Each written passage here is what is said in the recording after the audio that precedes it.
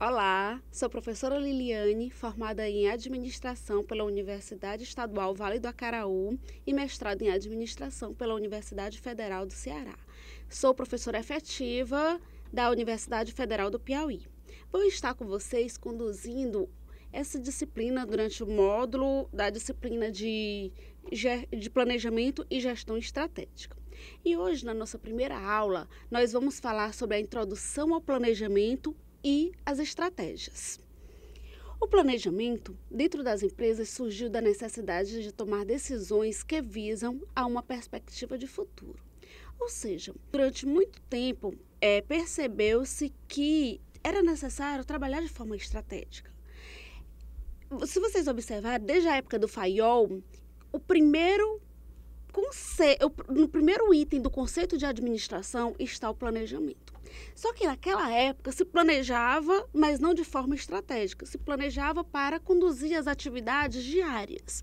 Hoje não. Hoje o foco nas estratégias empresariais ou estratégias corporativas se tornou de grande relevância devido ao nível e a quantidade de concorrentes que o mercado tem hoje. Devemos levar em consideração que as organizações procuram não desenvolver suas atividades na base da improvisação. Ou seja, como é uma perspectiva para o futuro, as organizações elas devem ter um embasamento mais científico, de mais estudos, analisar os cenários anteriores e prever o futuro de uma forma muito organizada, de uma forma planejada. Porque as empresas elas não devem trabalhar com a improvisação, porque a consequência é levar ao fracasso. Podemos entender o planejamento como sendo uma função administrativa que busca definir quais os objetivos a atingir e como devemos fazer para alcançá-los. As organizações elas precisam traçar os seus objetivos.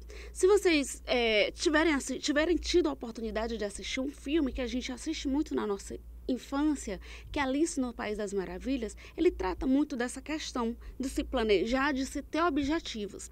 E no filme tem um momento em que a Alice ela está numa encruzilhada e ela encontra o gato e pergunta: qual caminho eu devo seguir? E ele fala para ela: você quer ir para onde? Pergunta: você quer ir para onde? E ela fala: não sei. Se você não sabe, qualquer caminho vai te levar a lugar nenhum. Ou seja, se nós não tivermos um objetivo a atingir, então a gente pode ir para qualquer canto que a gente não vai para lugar nenhum, né? E da mesma forma as organizações. Então elas precisam se planejar com um propósito, saber o que é que elas querem atingir. A palavra estratégia é uma palavra grega que significa qualidade e habilidades dos generais, né? Ela é uma palavra grega, então ela surgiu no momento da guerra e é uma habilidade que eles trabalhavam na época. Então, muitos jogos que trabalham estratégias, como os jogos de xadrez, é um exemplo deles, ele trabalha muito o foco estratégico. Então, que é a questão de você vencer pelas habilidades, né, pela questão do pensamento, a tomada de decisão. Então, o planejamento juntado à estratégia, que se forma o planejamento estratégico, ele tem o foco na tomada de decisão. Então, elas precisam ser eficazes. Planejar é definir objetivos ou resultados a serem alcançados, como nós falamos, né, no slide anterior. Então, é a gente tomar no presente a decisão que vai afetar o nosso futuro. E, com isso, reduzindo o risco, reduzindo a incerteza. Então, planejar agora como que vai ser o nosso futuro. Ou, resumindo, né, o planejamento ele significa a redução do risco e o planejamento do agora para o futuro. Planejar significa que os administradores pensem antecipadamente em seus objetivos e ações e que seus atos são baseados em algum método, plano ou lógica e não em palpites, como nós falamos anteriormente também, né? Não basear-se em palpite, mas ter uma lógica, ter um método, e esse método ele ser principalmente o método científico, baseado nos estudos para a tomada das melhores decisões. Como vocês podem observar aqui nessa figura, nós vemos as premissas do planejamento. Observem acima que tem o foco, né? Utilizando o conceito de planejamento estratégico. Então, tem o presente, você está no presente planejando o seu futuro. E no presente, para fazer esse planejamento, é necessário responder alguns questionamentos. Ou seja, onde estamos agora? Né? Qual a situação atual da minha empresa? Então, você precisa saber como que a empresa está e onde ela está para poder planejar onde se pretende chegar. E, por meio dos planos, saber quais são os objetivos pretendidos para poder atingi-los. Um exemplo é que, no momento atual, a maior varejista do mundo, a terceira maior do Brasil, começa a tocar um projeto piloto de conversão dos sistemas das lojas. Esses sistemas reúnem informações de vendas nos pontos, entrada e saída de itens, no nível de estoques, dentre outros. São 534 lojas do grupo no país. Outras lojas devem fazer parte desse projeto piloto de mudanças do sistema. Uma das fases mais delicadas em um processo de integração no varejo. Entre as 4, 3 já foram convertidas. Então, este é o cenário presente. E como se planejou isso no ano de 2014, né, que foi uma entrevista de Samara para a revista Valor. Então, como foi que eles estavam prevendo, como foi que foi o planejamento? Teremos que fazer ajustes. Mas até 2014, no caso, isso quando ela planejou em 2013, todas as lojas estarão operando no mesmo sistema. Ou seja, então tinham-se 534 lojas, né, no grupo, e todas elas tinham que trabalhar da mesma forma. Então, para isso, tinha que se fazer um planejamento, porque existia um projeto piloto e ele ia se ajustando ao longo do tempo, até no propósito deles que em 2014 elas estivessem operando da mesma forma e por aí elas darem continuidade com a mesma semelhança. É o que a gente vê muito também, não só nas lojas varejistas, mas a gente vê nas franquias. As franquias, elas devem operar da mesma forma, então tem que se ter um projeto piloto e toda a rede deve conhecer aquele projeto piloto e trabalhar com a mesma sintonia. Observamos aqui no slide os níveis do planejamento, onde vocês podem observar que existem 3 níveis, que é o nível institucional, o intermediário e o operacional. No nível institucional, nós temos o tipo de planejamento estratégico, ou seja, o planejamento mais importante. Mas ele precisa das outras etapas, dos outros níveis, dos outros tipos, para poder realmente acontecer. Que no intermediário está o tipo de planejamento é o tático, e no operacional, o tipo operacional. Então, o nível estratégico, o nível institucional, onde está o tipo de planejamento estratégico, ele é bem mais amplo, porque ele vê a organização em sua totalidade. No intermediário, ele vai desmembrando em etapas. É como se vocês vissem a etapa o grupo, a equipe de marketing, a equipe de finanças, a equipe do próprio planejamento, a equipe de recursos humanos, então, e por aí vai, a equipe de vendas.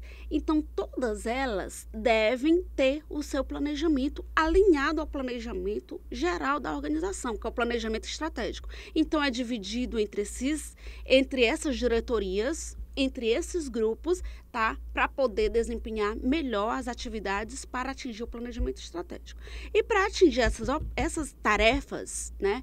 Tem o nível operacional, é quem faz realmente as coisas acontecerem. Então, o topo pensa, decide como vai ser, divide-se em grupos e aí existe no operacional a equipe que vai conduzir esse planejamento, essas atividades de curto prazo, de médio prazo e de longo prazo. Observe que no nível operacional, ou seja, no tipo de planejamento operacional, as atividades são de curto prazo, que são realizadas no dia a dia. No intermediário, no tipo de planejamento tático, ela é de médio prazo e o estratégico de longo prazo.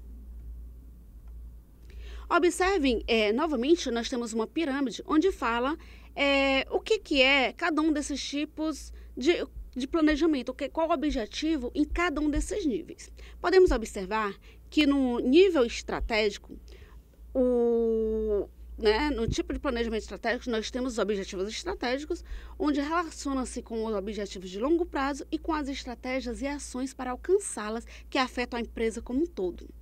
No tático, relaciona-se aos objetivos mais curtos, mas está ligado ao médio prazo. Ele é mais curto que o estratégico. E as ações afetam apenas parte da organização. E no operacional, são basicamente os planos, as tarefas diárias, e ela está ligada às ações operacionais. Observe aqui, nós temos, para a gente trabalhar o planejamento estratégico, as organizações, os gestores precisam ter uma visão mercadológica. E para isso eles precisam ter uma análise do ambiente. Para a gente ter uma análise do ambiente, que nós vamos ver futuramente nas próximas aulas, a análise do ambiente externo, antes ele precisa conhecer um sistema. E nessa figura nós observamos como que funciona um sistema dentro de uma organização. Então observe que tem o processo de entrada e a saída. Como é que funciona? A entrada é onde a empresa precisa das informações, precisa de insumos para poder produzir. Vamos pensar aqui numa indústria. Precisa das informações, insumos, matéria-prima para poder produzir. Quando ela tem todo aquele material de entrada, funcionários, tal, ela começa a transformar. E nesse processo de transformação, é como se você tem a matéria-prima, você começa a transformá-la, construir. Vamos pensar numa indústria de confecção. Ela começa a trabalhar até chegar ao produto final, que é a roupa, E essa roupa, ela vai ser passada para o mercado, que é que se torna o produto. Então, ela está no nível de saída. Ele entra como uma matéria-prima, é processada, aquele tecido é processado e transformado numa roupa que vai para o mercado ser comercializada. Nesse processo de saída, ele passa por outra etapa. Observe na seta que ele volta, para a entrada. Como assim? Por meio do controle e avaliação. Então, e da retroalimentação, que é o processo onde tem o feedback dos clientes. Os clientes dizem como que está aquele produto para a empresa poder melhorar para as exigências do mercado. Então, é um processo que ele é cíclico. Observe que por isso que é um sistema, porque ele tem entrada, o processamento, a saída, e os produtos que saem, eles retornam para a organização por meio da avaliação. Ambiente é o conjunto de todos os fatores que, dentro de um limite específico, se possa conceber como tendo alguma influência sobre a operação do sistema. Devemos levar em conta que todos os níveis considerados são relevantes para o planejamento estratégico, pois nessa situação utiliza-se a premissa de que o sistema é sempre a empresa como um todo. E como a gente viu que o planejamento estratégico vê a organização em sua totalidade, da mesma forma, ela precisa ser vista como um sistema, porque o sistema vê o todo. Da entrada da empresa, o produto, até o produto sair e ele retornar por meio do feedback, ou seja, por meio das informações que os clientes passam para a organização. A visão é o sonho da empresa, o que ela espera ser em um determinado tempo e espaço. É um plano, uma ideia mental transcrita e que descreve o que a organização quer realizar objetivamente nos próximos anos de sua existência. Ou seja, dentro do planejamento e na parte do sistema e na parte estratégica, o primeiro ponto, a gente trabalha a visão. A visão do negócio é o quê? Onde a empresa pretende chegar, tá? A gente vai ver, já nós vamos ver a missão. Então, já antecipando um pouco para a gente poder entender a visão, o que é missão de uma empresa? Pense primeiramente em vocês. Qual é a missão de vocês? A missão de cada um de nós é o que é a nossa existência, a razão e o propósito de estarmos aqui. Da mesma forma, as organizações, elas têm um propósito, que é por que elas nasceram, por que elas estão ali. Então, qual realmente é a missão dela? O que ela está fazendo? O que ela vai contribuir? Então, é nesse contexto que se transcreve a missão. E a visão é onde ela pretende chegar. É uma ação futura. Então, a visão é o sonho da empresa. E ela está diretamente ligada ao planejamento estratégico. Aqui nós temos o exemplo da empresa Natura. Observe qual é a visão dela. Ser uma marca de expressão mundial, identificada com a comunidade das pessoas que se comprometem com a construção de um mundo melhor, através da melhor relação consigo mesma, com o outro, com a natureza da qual fazem parte e com tudo. Então, sempre a visão, ela inicia com o verbo no futuro, ser. Então, a Natura, ela quer ser uma marca de expressão mundial, onde ela tem essa interação consigo mesmo, né? A pessoa com ela mesma, a pessoa com o outro, a pessoa com a natureza e a pessoa com o planeta, né? Então, essa missão, essa é a visão dela, o que é que ela quer ser. E para isso, né, ela precisa estar trabalhando dentro da missão dela. Mas é o que nós vamos ver já, esse exemplo. Podemos ver agora um outro exemplo, que é o exemplo da Coca-Cola. Tá? A Coca-Cola, ela baseia o seu exemplo em pessoas, bebidas, parcerias, planeta, benefícios e produtividade. Nas pessoas, ela quer ter um bom local para trabalhar, em que as pessoas se sintam inspiradas para dar o melhor de si todos os dias. Em relação às bebidas, ela quer oferecer uma variedade de carteira de produtos de qualidade que se antecipem e que satisfaçam os desejos e as necessidades dos consumidores. Em relação aos parceiros, desenvolver uma rede de trabalho para criar um valor comum e duradouro. Com o planeta, ser um cidadão responsável que marca a diferença ao ajudar a construir e apoiar a comunidade sustentável.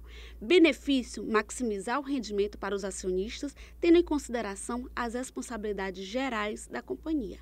E a produtividade, ser uma organização eficaz e dinâmica.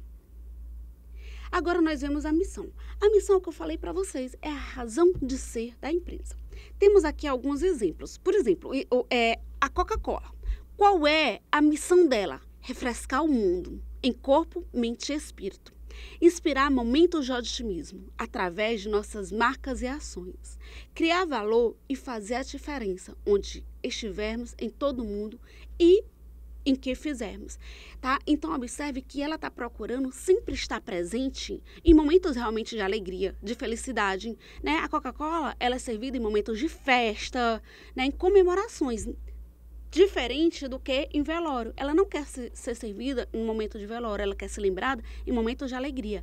Então, a missão dela é essa para poder atingir o objetivo que ela... O objetivo macro, né? Que é a visão que ela se propõe.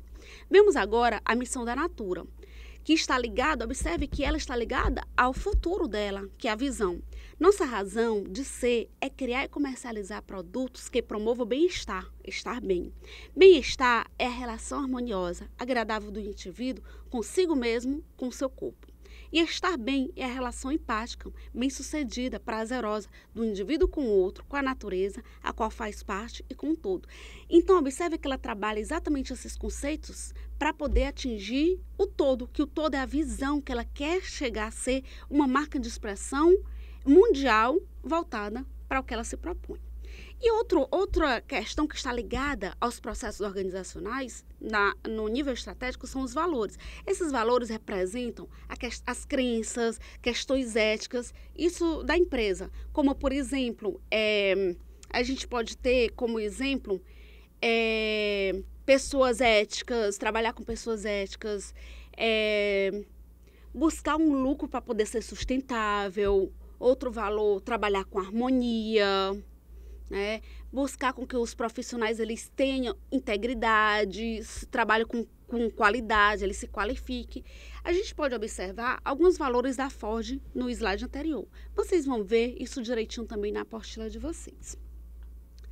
Passando agora, a gente vê o termo estratégia empresarial. Hoje em dia, se foca muito mais no termo estratégia corporativa. Tá? Então, a estratégia empresarial ela é chamada de estratégia corporativa, porque atinge a corporação como um todo. E estratégia corporativa refere-se como uma empresa decide competir em um mercado. Ou seja, para ela competir no mercado, ela precisa criar uma vantagem competitiva. Dentro dessa vantagem competitiva, vocês podem observar algumas estratégias, né, competitivas, que para vantagem competitiva, que Porter, ele cita como a liderança em custos, diferenciação, liderança focada e diferenciação focada, né? Então, ele diz que ela precisa ter essas estratégias que também vocês vão estudar, né, no decorrer do curso, tá? Detalhadamente na apostila de vocês. E aí a gente entra num item que ele é muito trabalhado, porque Porter é um autor da área de estratégia, que ele trabalha exatamente a estratégia competitiva.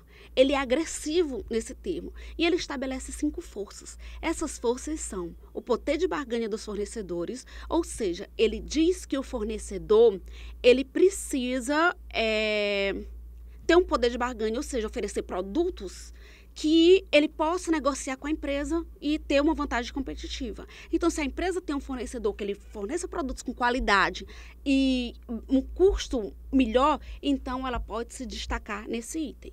Outra questão, potenciais entrantes, ou seja, o mercado, os concorrentes que entram, eles são uma ameaça para a organização e ela precisa trabalhar esses conceitos. Outra força competitiva está no poder de barganha dos compradores. Então, por exemplo, uma empresa que compra em grande quantidade, então ela pode barganhar, né, um preço mais competitivo, né? E a outra são os produtos substitutos, que os produtos substitutos eles entram com uma margarina que substitui a manteiga, então ele entra para poder competir. Mas se a margarina ela tem uma qualidade melhor, então ela pode ser o diferencial.